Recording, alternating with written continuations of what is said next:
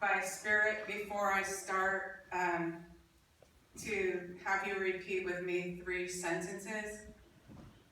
One is, I am the loving God energy flowing through the universe. I am the loving God energy flowing through the universe. I am a spiritual being having a physical experience.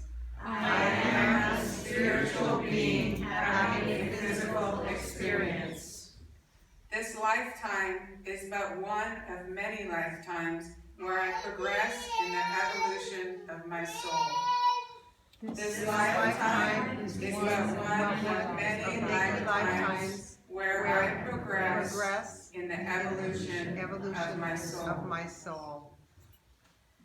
When we become aware of the divine energy that flows through us, this energy of the cosmos, the God energy, we have the free will to bring this energy to its full potential by doing the inner work to pave the way to live from our higher selves. When we are conscious of the divine within us, and we can fully connect with the divine outside of us. When we move our focus to the divine energy, it becomes apparent that reality is life and not form.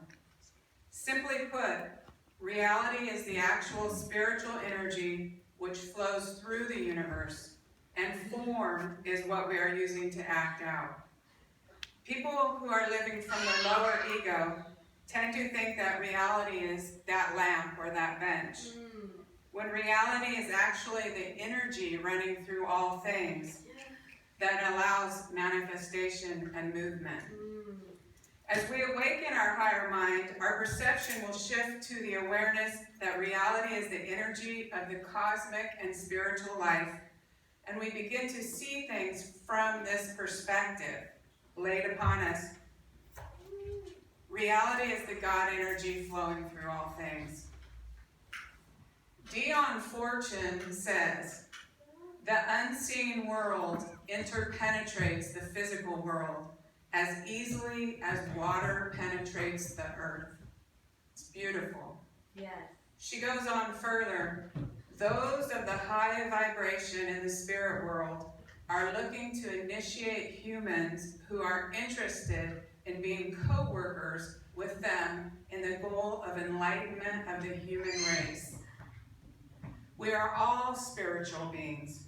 We are energy beings, and our consciousness and our thoughts, our words, and our actions must be controlled by our will in order to become masters of our highest potential. My talk today is about this inner work.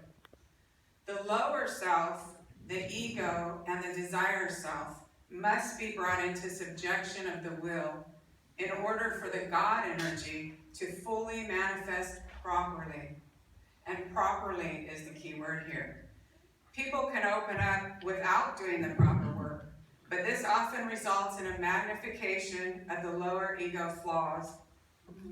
In order to have the divine light flowing to its full God potential, we must do the work to have the ego and desire self be brought under the control of the will. So this connection with the divine can be had with or without the inner work. But if the inner work is not done, problems of personality or inability to deal with the awareness of higher realities may cause trouble. Why live from the higher mind? Bruce Lipton, PhD, is an amazing author and speaker. Bruce has done groundbreaking work in the study of subconscious programming and proving how this programming actually physically alters and sets up receptors on all of our body cells. Little antennas on the cells are actually physically programmed by our experiences. Bruce talks about early childhood programming and shows the mechanism where this programming is done in a physical way that actually begins in the womb. Bruce also shows that how more than 90% of our analysis of the world and our thoughts are subconscious, we are usually not even aware of what is driving our behavior and our actions. Bruce was asked what people could do if their programming was traumatic or the programming was negatively affecting their ability to function in the world. Bruce's answer was to awaken the superconscious mind and to live from there. Again, we awaken the superconscious mind by recognizing the divine within us, and in doing so, connecting with the divine outside of us. You have this divine energy within you now, or you would not even be alive. You can watch any of Bruce Lipton's lectures for free on YouTube. They are fascinating. What are some of the tools we need if we're going to live from our higher consciousness? We should develop the self-discipline to control our own minds through controlling our will, our thoughts, our words, and our actions. What does it mean to control the will? What does that mean? It means that we have control over our mind and body to the point where the lower animal ego and desire are subservient to the will. In some religions, the reason why people fast or give up something they enjoy for a given time period is to practice controlling the will and having the desires of the flesh to the level that the desires are the servant of the superconscious mind and not the master. What about thought control? Why control our thoughts? And for that matter, our words and our actions. Thoughts are things. Every thought we have creates something called a thought form. I would like to use the analogy of a train car. Think of yourself as the engine of a train, and every single thought, all the millions of thoughts you have, are stored and hooked onto your train like little boxcars. Each boxcar represents a thought form. Every thought you have is stored in your energy field. Every thought you have creates a vibration. That vibration is either positive or negative. I think everybody here has had the experience of entering a room and sensing something just happened in that room. We could feel the negative energy of anger of an argument, or the positive energy of a happy event, even after the event itself has ended. The energy lingers in this source field and affects not only us, but people around us. We each have our individual consciousness, our thoughts, our words, and actions, creating our personal energy field. We also have a group consciousness. For example, the church, and our positive or negative thoughts, words, and actions contribute to the group energy field, which will then be either positive or negative. But it's even bigger than that.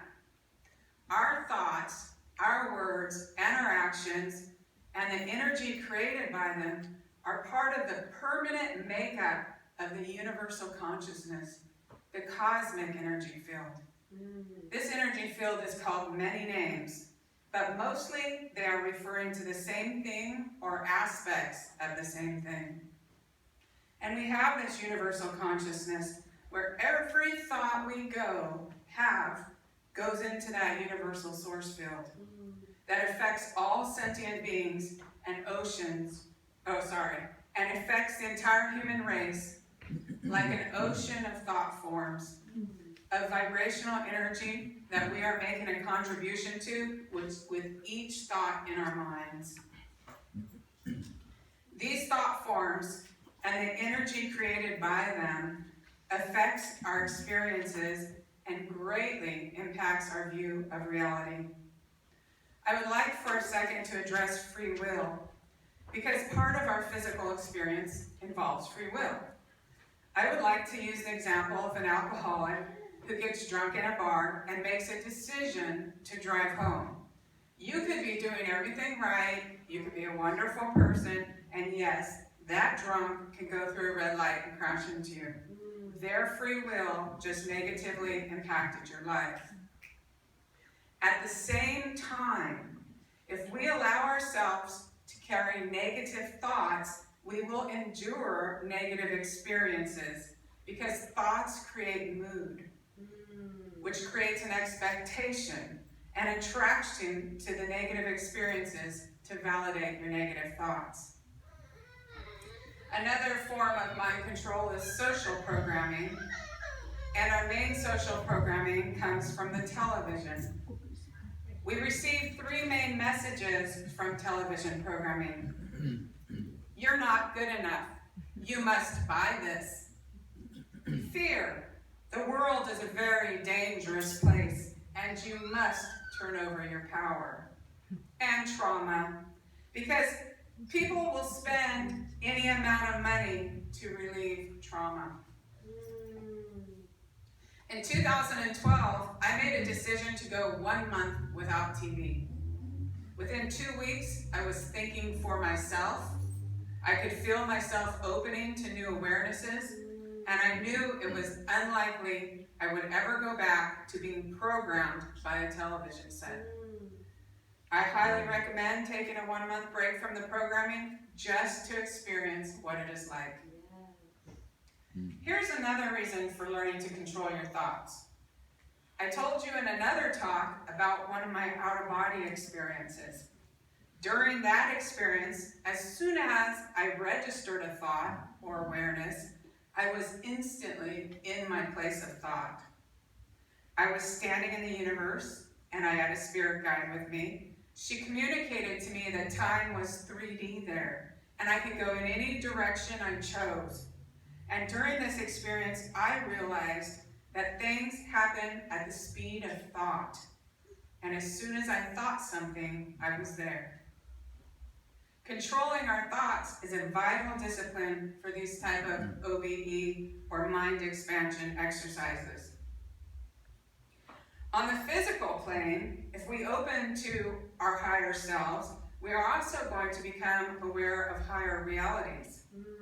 And it is important to be able to have enough control over our minds to focus and direct our experience rather than having our pre-programmed lower ego, meat body, freak out, or get scared. Meditation and conscious awareness of our thoughts will help if we choose to seek to control our minds. Words and actions put off even more energy than thoughts. But it is controlling the thoughts that will allow you to better control your words and actions, and to be able to recognize what may have triggered a reaction before, and to be able to act rather than react from our lower ego. Our actions can make a huge difference. Have you ever been going through life when a stranger does an unexpected nice thing for you, and you suddenly feel good? Yes. And your mood changes in a positive direction? I'd like to give an example. It was 1992, and it was shortly after my brother had been murdered, and I lived in Seattle, which is already a dark, gray, wet, bleak place. And I was driving down the hill, and the leaves were rustling. It was just my mood I could see in the environment. It was just gray and blustery. I pulled into a gas station, and I was struggling for money, being a single mother back then. And I had a feeling after my brother was murdered. When somebody experiences that, it's a new kind of feeling that somebody else in the human race would take a life on purpose. It's an awareness that was just disabling for me. And as I stood in the gas station and I pulled out my last $20 bill to get gas, the wind came and just blew it right out of my hand. And it went like spiraling all over in the wind, all over this gas station, and I was too depressed and too sad to even chase my last dollar that I was gonna buy gas with. And I just stood there staring at this $20 bill. And this man who was getting gas decided to take it upon himself to catch that $20 bill.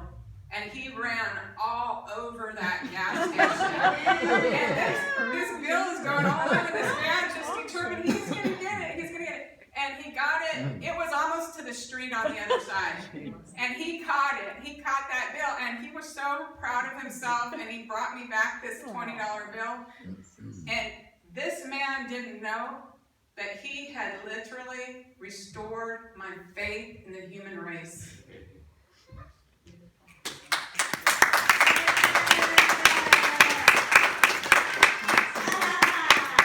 Yeah, so never doubt for a second that one kind act can make a huge difference, which was what John's speech was about several weeks ago.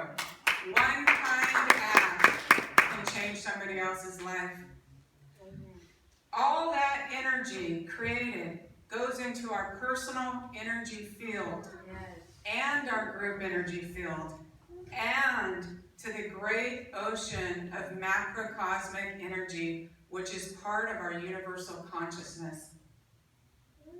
I think it is a good idea to be consciously aware in all our interactions with other people that the energy exchange should be positive whenever possible. It is a good way to live and keeps our energy field clear so that we can be receptive to the divine energy within us and outside of us. The issue of living from the superconscious awareness is not a cut and dry border. For most of people, it has its ebbs and flows, ups and downs, and challenges that pulls us as we deal with them and then restore ourselves back to the path. The divine energy flows through all living things, and as such, we are manifestations of God. We are part of the divine consciousness that works so hard to manifest a physical reality for this experience. As such, everything we think, everything we say, and everything we do contributes either positively or negatively to the universal divine consciousness. So if we could repeat one more time, I am. I am.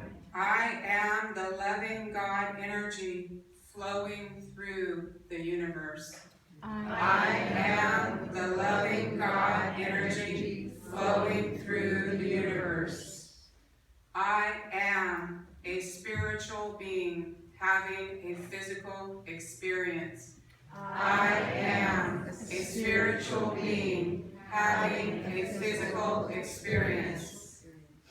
This lifetime is but one of many lifetimes where I progress in the evolution of my soul. This lifetime is but one of many lifetimes where I progress in the evolution of my soul. My name is Donna Lambert, and I want to thank you but this was channeled mostly from Spirit with a few extras from Dion Fortune and Bruce Lipton. But I want to thank you for coming today and allowing me to speak. Thank you.